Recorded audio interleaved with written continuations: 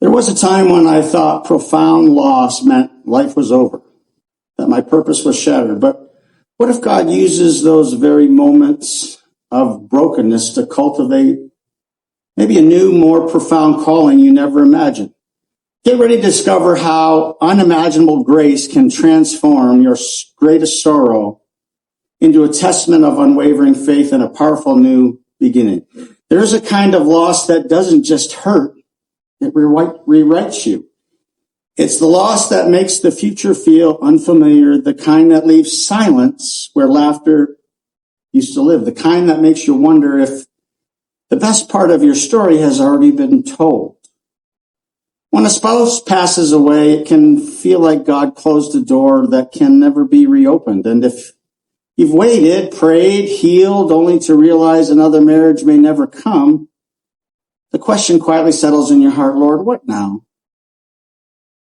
Scripture reminds us in Psalm 34:18, the Lord is close to the brokenhearted and saves those who are crushed in spirit. Notice it doesn't say he rushes the healing. It says he stays close. Hey guys, I'm Mark. Welcome to the Bible and Life Journey. Sometimes we confuse God's nearness with immediate answers, but faith often grows not in clarity, but in companionship with God during uncertainty. Isaiah 61:3 tells us God gives beauty for ashes, the oil of joy for mourning, and a garment of praise for a spirit of heaviness. Ashes are what remain after something has burned completely. God doesn't pretend the fire never happened, but he transforms what's left. You know, for some, that transformation includes a second marriage. For others, it includes something quieter, but just as powerful. There is a sacred calling that only emerges from deep loss, a compassion that can't be taught, a wisdom that just can't be rushed, a ministry maybe of presence that speaks without trying. Paul writes in 2 Corinthians 12:9, my grace is sufficient for you, for my power is made perfect in weakness, not despite your weakness in it.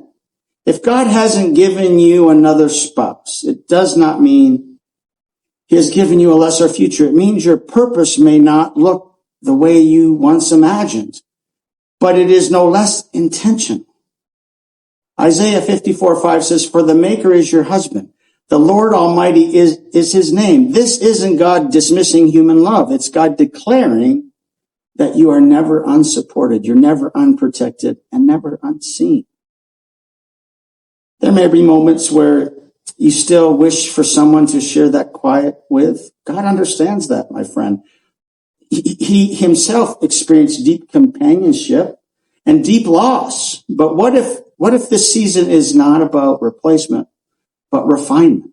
I ask myself that question since my wife passed. What if God is shaping a testimony that reaches people who feel forgotten? What if your life becomes proof that joy can exist alongside grief? What if your continued faith becomes someone else's reason to keep going? Ecclesiastes 3:11 reminds us he has made everything beautiful in its time. Time doesn't erase the loss, but it reveals the purpose. You are not living in a waiting room of life. You're living in a chapter God is still actively writing. I hope you get that. Your story didn't end when your spouse or your loved one passed away. It really did expand. It expanded in depth. It expanded in compassion. It expanded in eternal significance. And one day, you may look back and realize that what felt like an ending was actually God preparing you for what a calling only you could fulfill. So if you're still standing, still trusting, still choosing faith, even when life didn't turn out as expected, know this. Your life is a living testimony of unimaginable grace. And if this message speaks to your heart, we'd love to hear from you. Leave a comment or send a message with topics you'd like us to explore next year on the Bible and Life Journey. Your questions, your story, and your faith matter more than you know. God bless you.